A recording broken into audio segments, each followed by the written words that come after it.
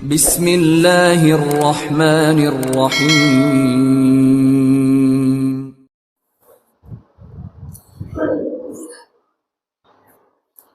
الحمد للہ الذی خلق السماوات والارض وجعل الظلمات والنور والصلاة والسلام علی سید المرسلین وعلی آلہ واصحابہ اجمعین.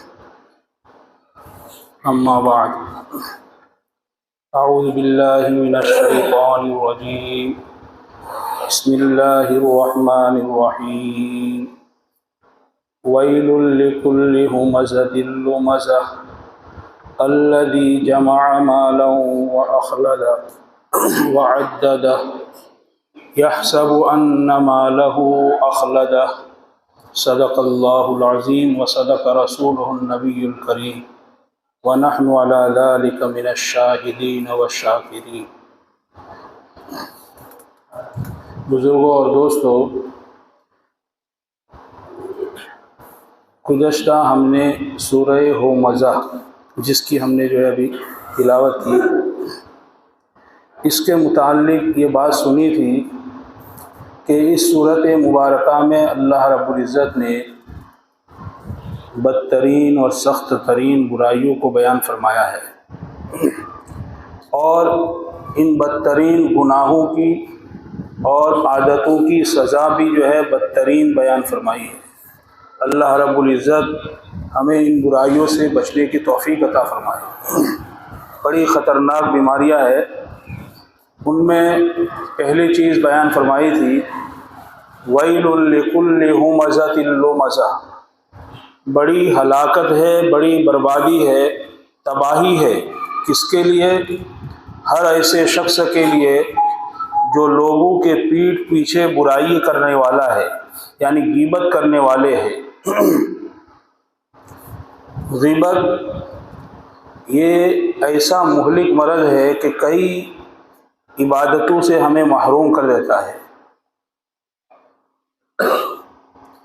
حضرت عائشہ رضی اللہ تعالیٰ عنہ کے سامنے جب آپ حضور اکرم صلی اللہ تعالیٰ علیہ وسلم کے پاس بیٹھے ہوئی تھی اور اتنے میں ازواج مطہرات میں سے تشریف لائی، تو وہ ناٹی سی تھی، قد ان کا چھوٹا تھا.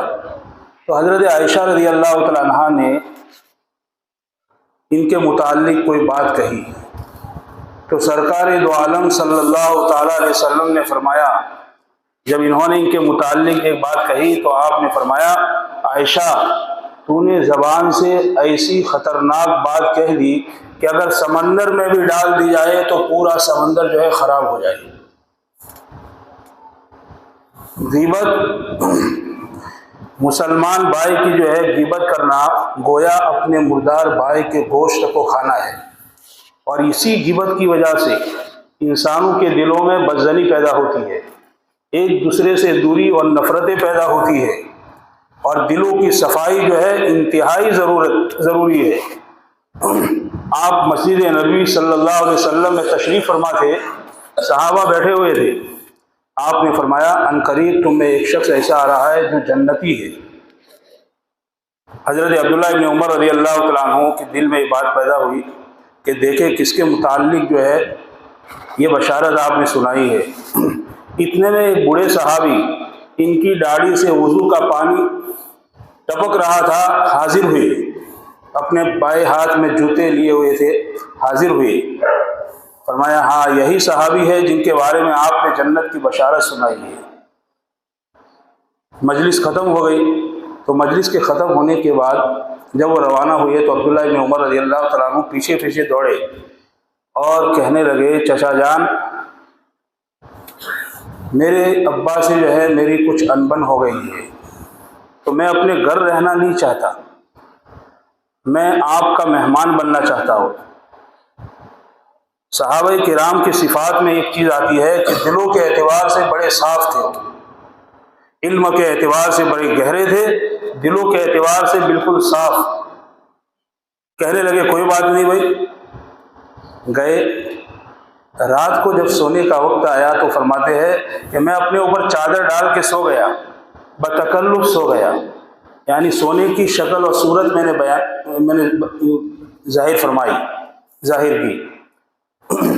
میں دیکھا پوری رات وہ صحابی کو دیکھا کہ بستر پر آئے اور اللہم بسمک اموت و احیا پڑھی دعا اور سو گئے۔ پوری رات سوتے رہے۔ دوسری رات آئی تو پھر یہی صورت، تیسری رات آئی تو یہی صورت۔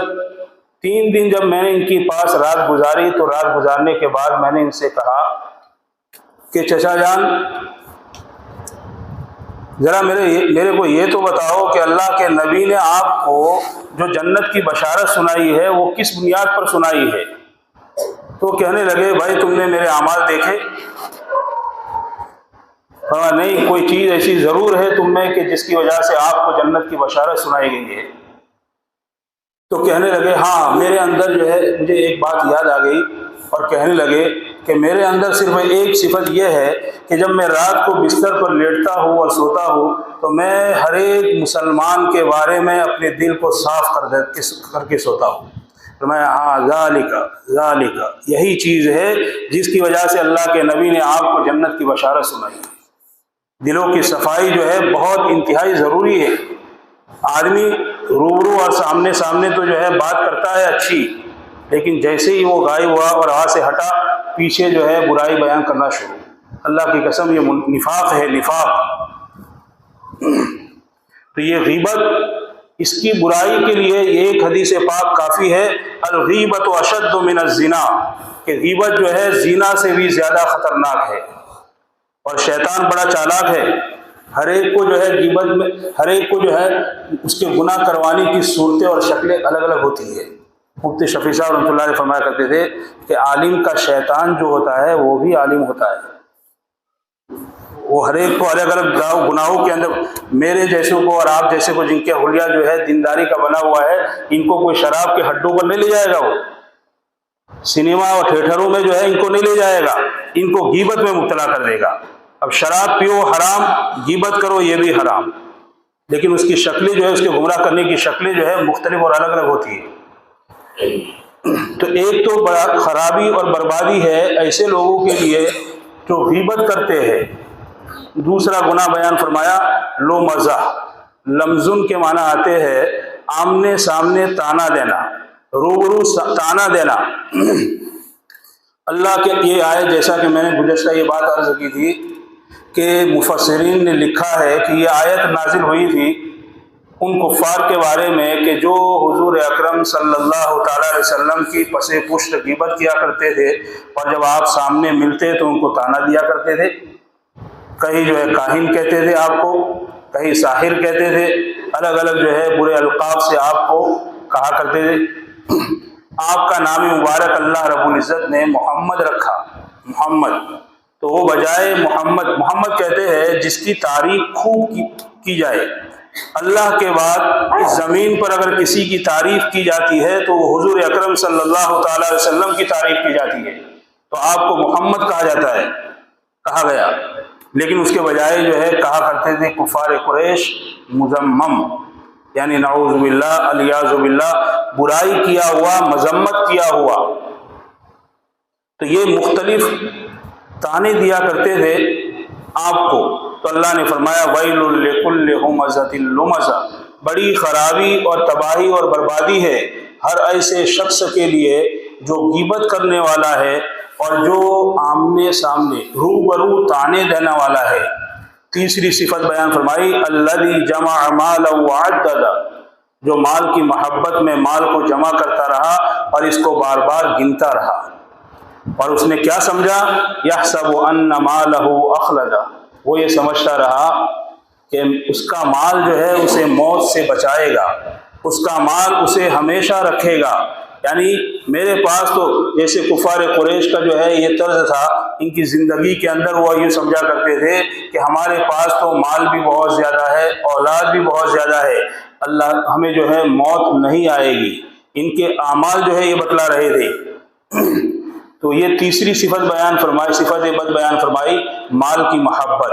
ان تین چیزوں کو بیان کرنے کے بعد اللہ رب العزت ارشاد فرماتے ہیں کلا، ہرگز نہیں، یعنی اس کا مال اسے کبھی بھی موت سے بچانے والا نہیں ہے، بلکہ عنقریب اس کا حال کیا ہوگا، اس کی سزا کیا ہوگی، لَيُنبَذَنَّ فِي الْحُطَمَةِ، عنقریب چورا چورا کرنے والی چیز میں اس کو ڈال دیا جائے گا۔ حطمہ کہتے ہیں ایسی چیز کو جو ہڈیوں کو توڑ دے، ہڈیوں کو توڑنے والی چیز میں جو ہے اس کو پھینک دیا جائے گا۔ آگے جو ہے اس کی عظمت اور بڑائی کو بیان کرنے کے لیے اللہ رب العزت نے سوال فرمایا، وَمَا أَدْرَاكَ مَا الْحُطَمَةُ، خطاب کیا آپ کو کہ آپ کو معلوم ہے کہ وہ چورا چورا کرنے والی چیز کیا ہے، وہ ہڈیوں کو توڑ دینے والی چیز کیا ہے؟ خود اللہ رب العزت نے ارشاد فرمایا، نار اللہ الموقدہ، وہ اللہ کی سلگائی ہوئی آگ ہے، اللہ نے اپنی طرف نسبت کی ہے۔ یہ وہ آگ ہے جس کو اللہ نے دہکایا ہے اور جس کو اللہ نے روشن کیا ہے۔ کیسی آگ ہوگی؟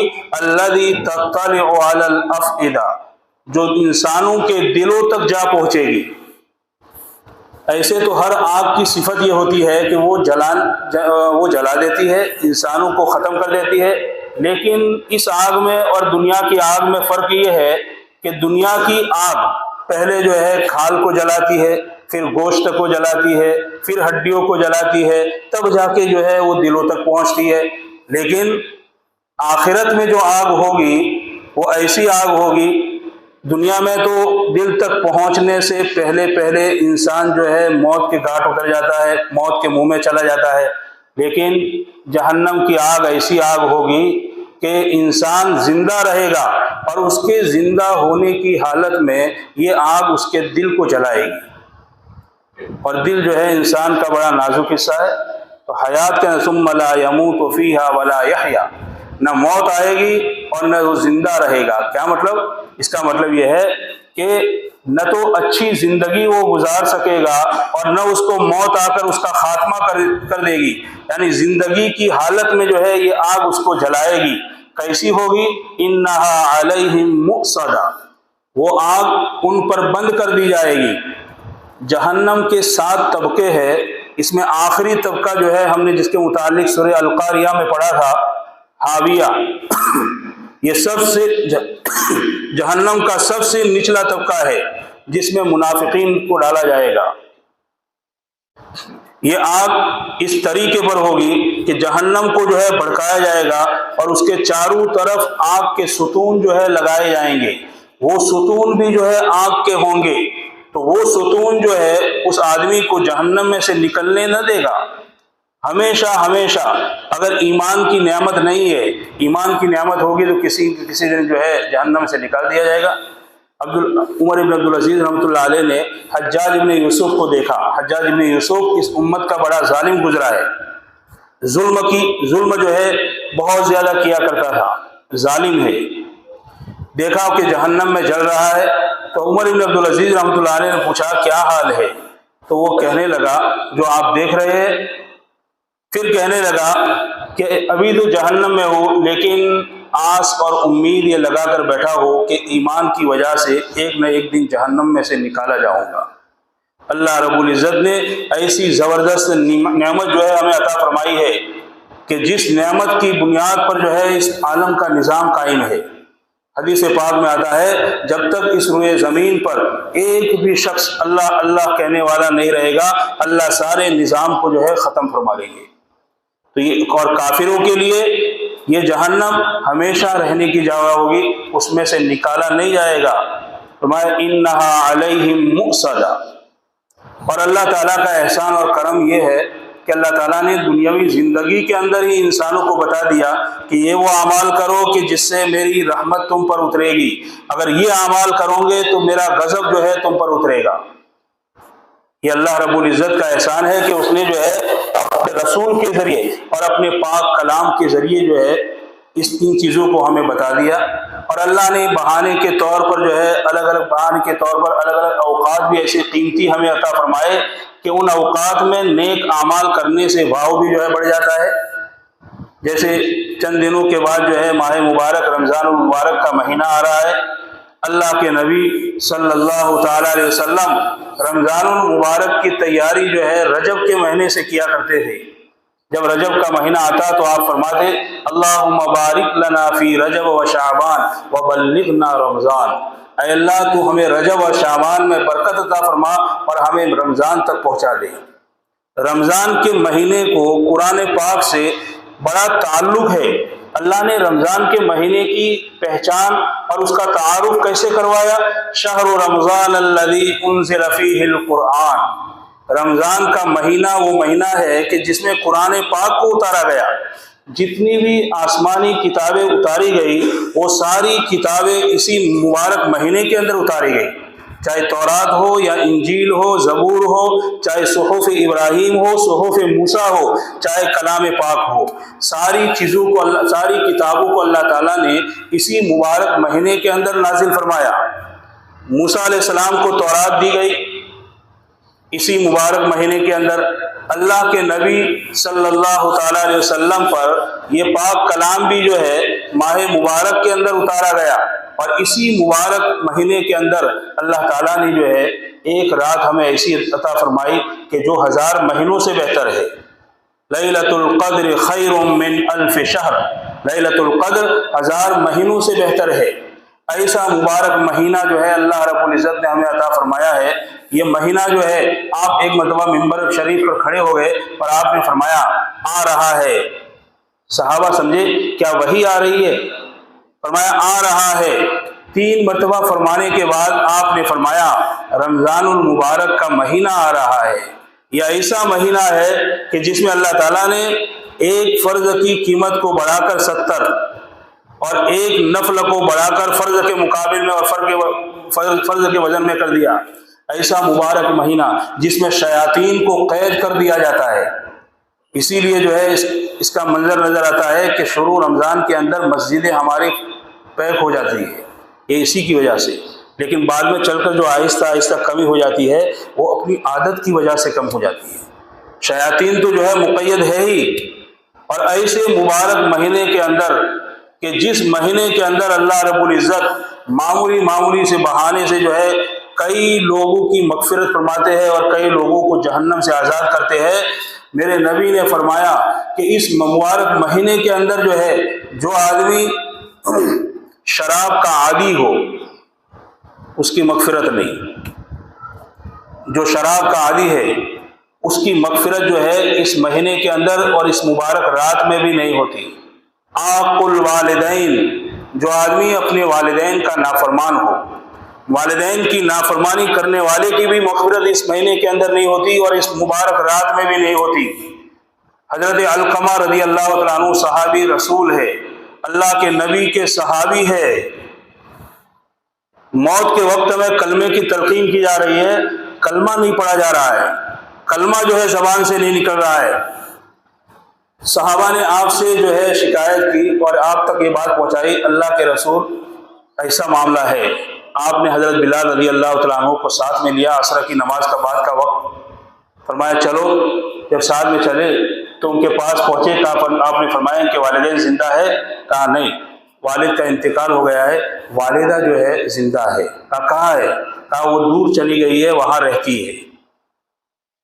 آپ وہاں پہنچے، جب آپ وہاں پہنچے ہیں تو آپ نے ان سے پوچھا کہ ان کو پتہ نہیں تھا کہ میرا بیٹا جو ہے دنیا سے جا رہا ہے؟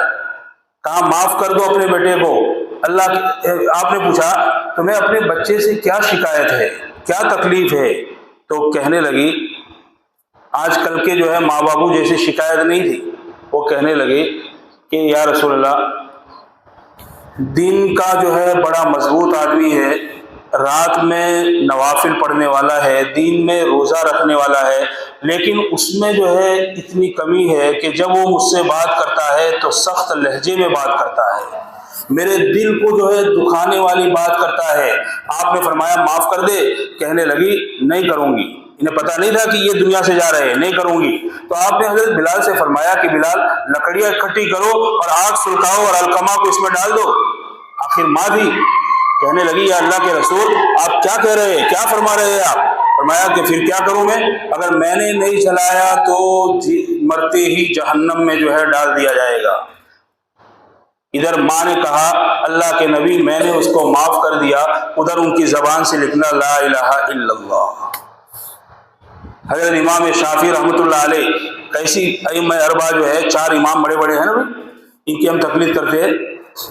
تو امام احمد بن حنبل رحمۃ اللہ علیہ، جن کے جنازے پر پرندوں نے سایہ کیا ہو، کیسی شخصیت ہوگی. جن کے جنازے پر جو ہے پرندوں نے سایہ کیا ہو، اور جن کے جنازے کو دیکھ کر جو ہے کئی لاکھ آدمی اسلام میں داخل ہوئے ہو.